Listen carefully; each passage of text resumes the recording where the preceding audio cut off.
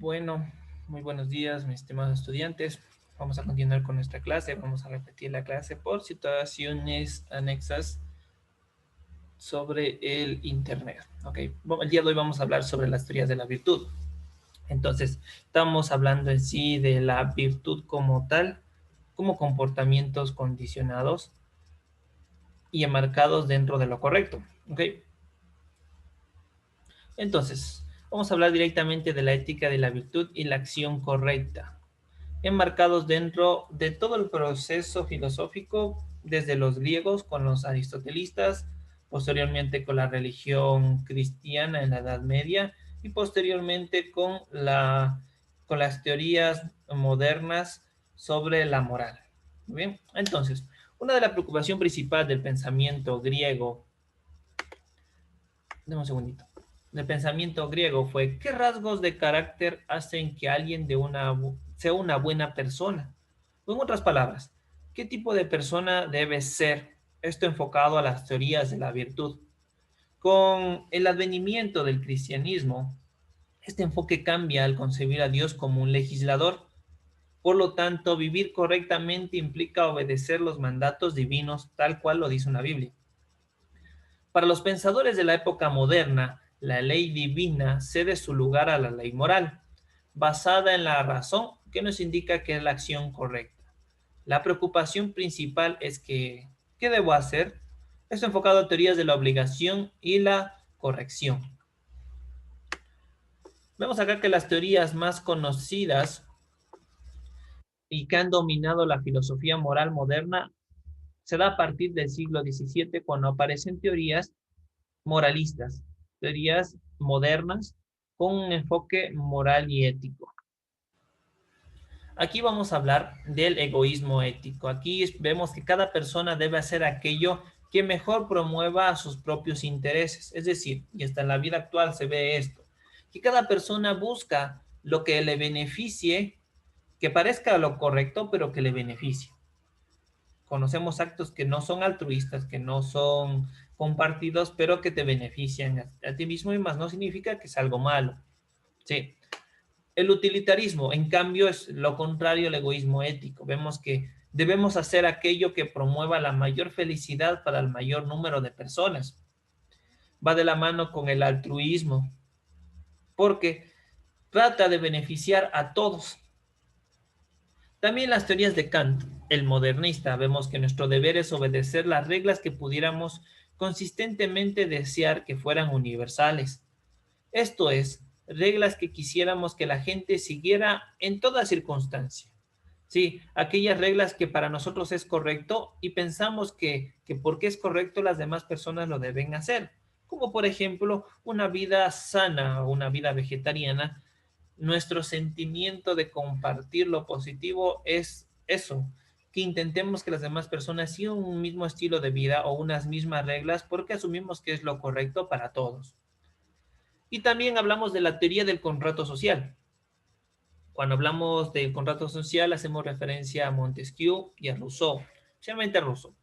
Lo correcto es seguir las reglas que la gente racional que actúa por interés personal puede estar de acuerdo en establecer para su mutuo beneficio. Es decir, cuando nosotros nos establecemos como Estado, como democracia, como república especialmente, nosotros damos nuestro poder, nuestro consentimiento y nuestro poder para diseñar reglas morales y contratos sociales establecidos en leyes. Estas leyes son las que determinan, o estas leyes o reglas determinan el comportamiento de las personas, de lo que es correcto e incorrecto. Tenemos ejemplo la Constitución del Ecuador o el Código Integral Penal, en la cual nos dice que si tú asesinas, obviamente vas a cumplir una pena. ¿Ok? ¿Y quién lo legisla? Pues los mismos ciudadanos. ¿Y quiénes eligieron los ciudadanos? Nosotros, mediante contrato social y mediante voto. ¿Ok? Debemos regresar a una ética de la virtud, pues vemos que en 1958 la filósofa Elizabeth Ascombe dio una respuesta afirmativa a tal cuestión y generó una nueva oleada de pensadores que abogan por la teoría de la virtud. Uno de los más importantes defensores contemporáneos de la ética de la virtud es Alasdair MacIntyre. Vamos a enfocarnos directamente a las virtudes, una descripción de la teoría de la virtud. Tenemos que respondernos lo siguiente para establecer qué es la virtud. ¿Sí? Primero vemos que directamente qué es la virtud como tal. Era una teoría, un modo de vida, ¿ok? ¿Qué rasgos de carácter son las virtudes? ¿O qué comportamientos conforman lo que es una virtud? ¿En qué consisten tales virtudes? ¿Por qué es bueno que una persona tenga tales cualidades? ¿O las virtudes son las mismas para todos o difieren de una persona a otra o de una cultura a otra? Va muy de la mano con respecto a la moralidad. Vamos a continuar. Enfocados, ¿qué es la virtud? Vemos que una virtud es un rasgo de carácter manifestado en una acción habitual, que es bueno que una persona tenga y realice. Las virtudes morales son las virtudes que es bueno que todos tengan o que todos compartan un mismo comportamiento, enmarcado dentro de lo correcto, lo positivo. Muchas teorías lo denominan esto como aprendizaje gregoriano. ¿Qué rasgos de carácter son virtudes? Aquí tenemos algunas sugerencias o ejemplos. Tenemos la benevolencia, es decir, la capacidad de darnos cuenta si es algo bueno o algo malo para una persona. Cuando, por ejemplo, estamos a cargo de un grupo de personas como jefe, la benevolencia del jefe es ver si es que le conviene explotarlo más o hacerlo trabajar más o hacerlo trabajar menos, dependiendo de sus características físicas. ¿Sí? No significa que la benevolencia es algo bueno, no, puede ser una benevolencia mala. Por ejemplo, en aquellos tiempos de esclavitud, el dueño del esclavo era benevolente porque sabía su destino del esclavo, es decir, le podía dar una buena vida o lo podía asesinar. ¿Ok?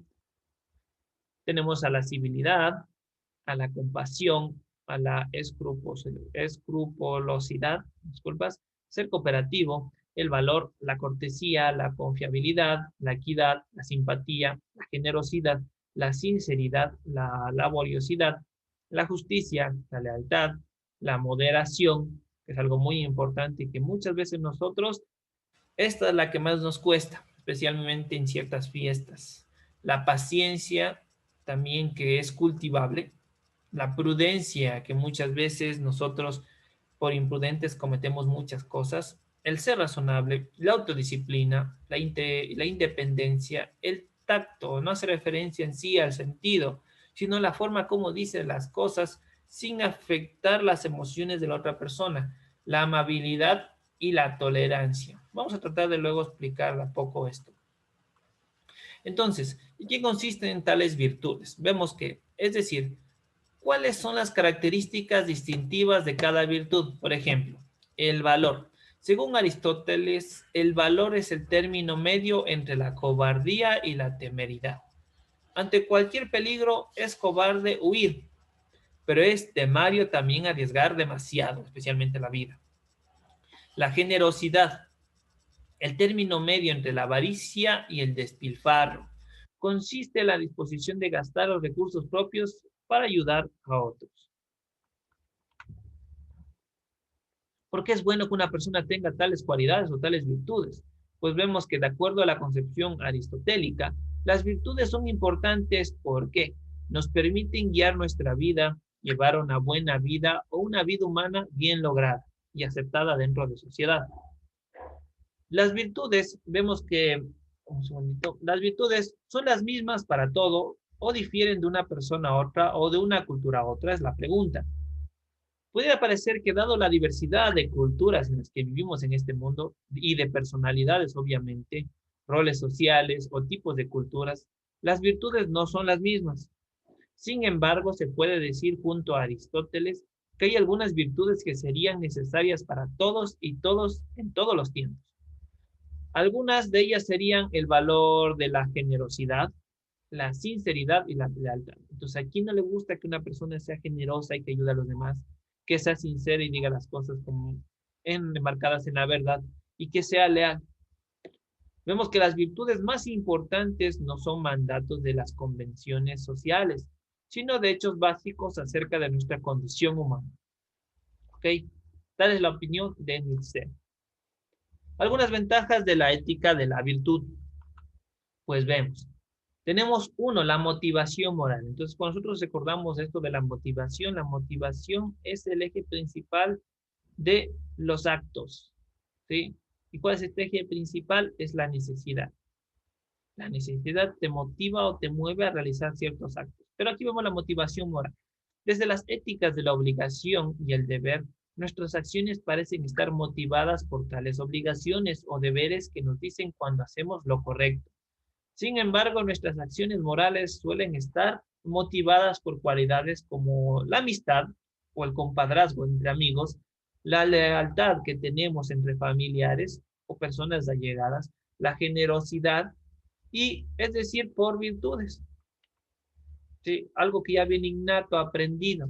Cuando mamá dice, dale mi hijo a esta persona que está pidiendo dinero, dale porque necesita, o dale unas manzanas porque se le ve que tiene hambre. Sí, son virtudes aprendidas dentro del hogar. Vemos acá dudas acerca del ideal de la imparcialidad. Vemos que la imparcialidad es una característica importante de la vida moral.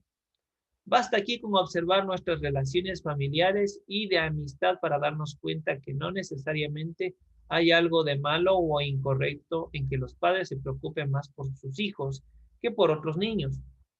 Para esta teoría de la virtud, la imparcialidad no es un requisito general. Basta con entender la naturaleza de cada una de las virtudes y cómo éstas se relacionan. ¿Bien? Ser imparcial, algo muy complicado, tal como lo hacen los árbitros cuando tienen un partido de fútbol o una final de fútbol tan importante, ¿no? Ser imparcial.